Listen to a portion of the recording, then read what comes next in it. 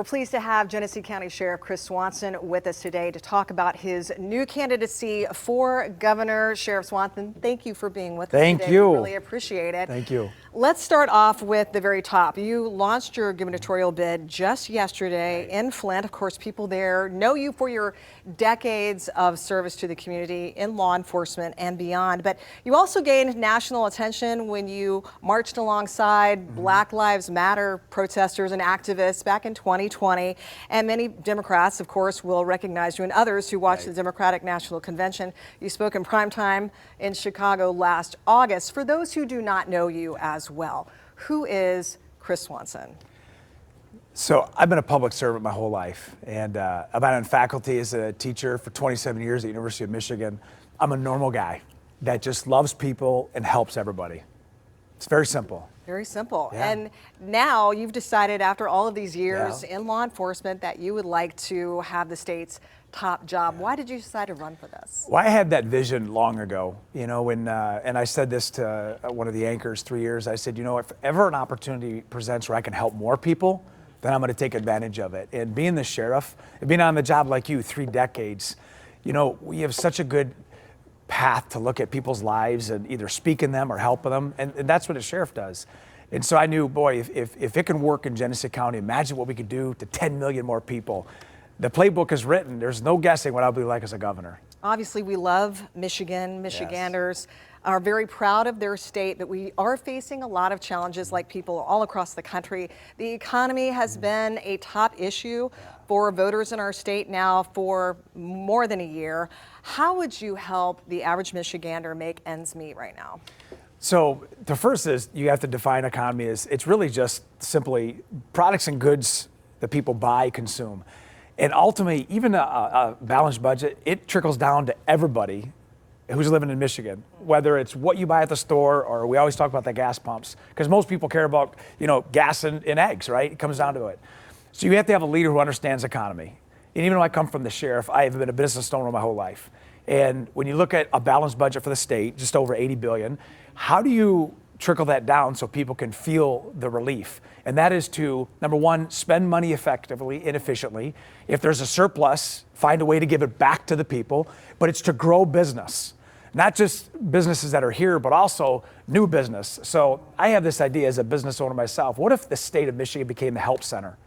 What if the state of Michigan was customer service driven, where we help people start their own businesses and we build a new workforce, and at the same time spend money wisely? Because I know this as a sheriff, my budget of $32 million comes from people's hard work every day. You and me, you got to take that serious. So ultimately, creating opportunity for, you know, startup companies, startup software companies, new manufacturing, you know, AI and crypto mining and, you know, all the different industries that are all around us. There's 49 states that are competing with us. And by building an economy that everybody wins, that's how you turn it around. How do you plan to do all that? You got to raise money, you got to spend money, and you got to grow business.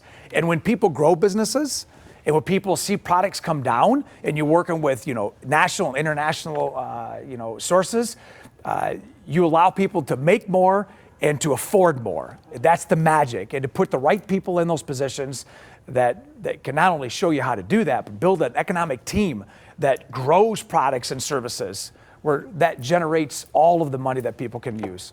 Michigan's auto industry, obviously, we're in a time of flux and transition, if you will, especially with EVs on the horizon and already here in many respects. What would you do to help preserve Michigan's auto industry? Well, that's the key. I mean, I come from Flint, you know, the home of General Motors and Billy Durant. And even with EV, I mean, automotive industry, it evolves all the time. You know, and then when you look at everybody who uses a vehicle, that is part of who we are. So you have to preserve that. So not only do you work with the automakers, but you also work with labor to make sure that they're both winning.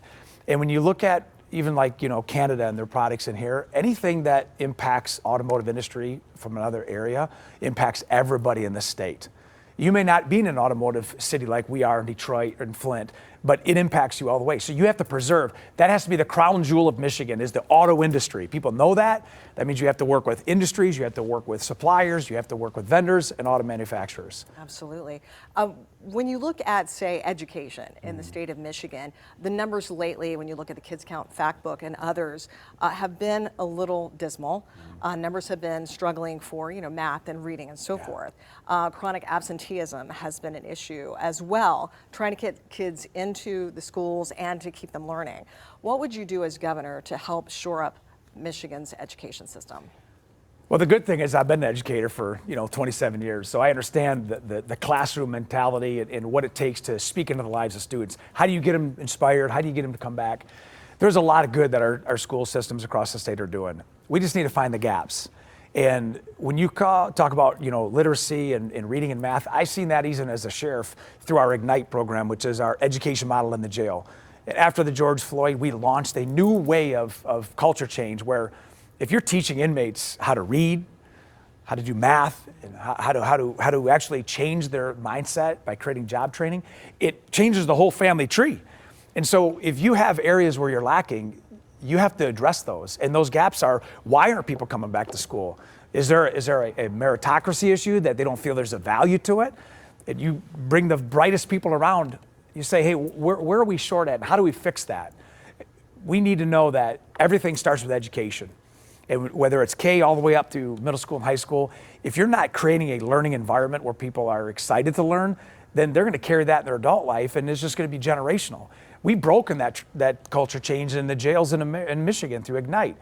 Generational poverty, generational incarceration. It comes down to education.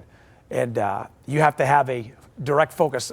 One of our biggest budgets for the state of Michigan is education. Spend it wisely and get the results. If you were elected, what would be your top 3 priorities? Yeah, great question. I'm going to protect the state and everything that's important. And I'm going to serve people as a servant leadership, and I'm going to unify. I think that third discipline, we've already proved that as the sheriff. You talk about the George Floyd. We were missing that discipline. And I think government, especially after last year, there's been so much back and forth and hate and attack. My whole campaign, we're going to be on the forefront of being positive and optimistic. I've worked in 32 years with brokenness, death, and violence, and I still maintain my optimism.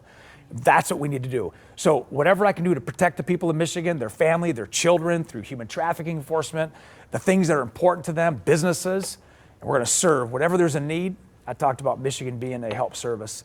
We want customer service to be our focus. And everybody that votes and lives in Michigan are the customer. Pick up the phone and actually you can call and get an answer, help build things.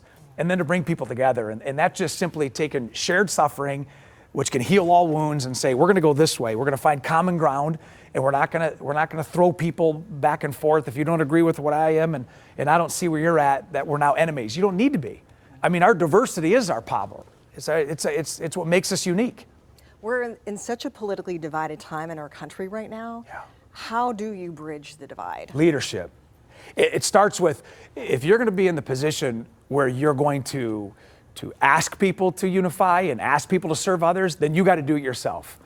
And I can tell you, I have a long list of receipts that people can look at, and there'll be no question. There's no misunderstanding what I'd be like as the governor, because I've done it as a sheriff, which is a very difficult position. You're answering 911 calls. You don't know what's on the other end of the door, or who's calling. You just do it.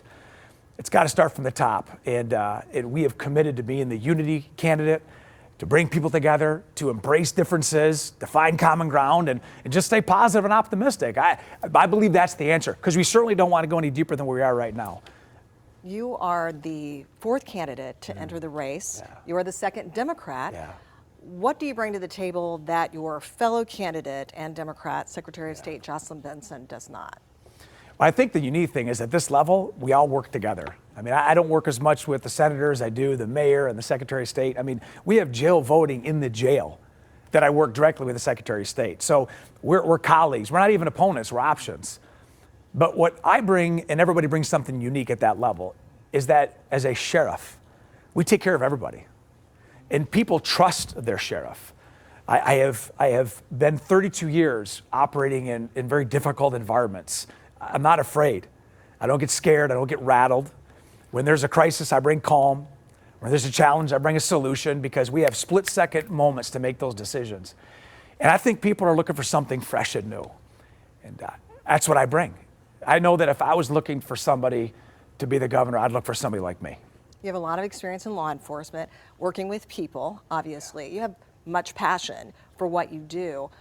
Some people might say the current Secretary of State has had experience working on the statewide level, and you have not had maybe as much statewide experience. What would you tell them?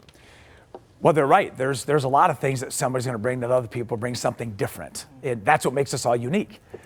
But as a sheriff, I still work in a three-branch government. I have a county board. I operate on a balanced budget. I work with the judicial process. I'm an executive leader. All we're doing is we're scaling it up. And one thing about all four running is none of them have ever been the governor.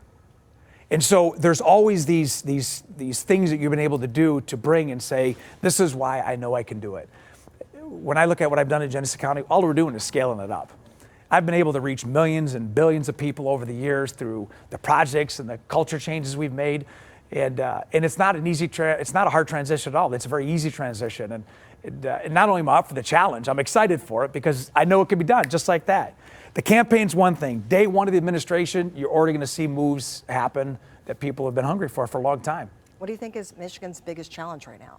Trust in their elected officials, in the government process, trust in politics. I mean, I chose a field like you chose, broadcasting, that people, even in law enforcement, you've taken your hits, I've taken mine. People, if they believe in you, they'll follow you. But you can't tell people what to do. You have to show them. And that's what it takes. It takes leaders that people can look at and say, you know what, I'm going to figure them out, but I believe in them. And Lieutenant John Cherry did a quote. I thanked him this morning. He said, when people first look at Chris Swanson, they think, is he really like that? And the answer is yes, he's really like that. So I'd love to restore trust and hope and belief in what that process is and what I can be. Well, thank you so much for Thank giving you. us this time today. Thank Genesee you. County Sheriff Thank Chris you. Swanson. Congratulations on your anniversary here. 18 years. Oh, my work anniversary. Thank you Yeah, very much. work anniversary. Yes. I appreciate that. But congratulations Thank on you. your gubernatorial bid. We will be following you and all of Yes. the other candidates Thank you very throughout much. the whole process. Appreciate you. You too.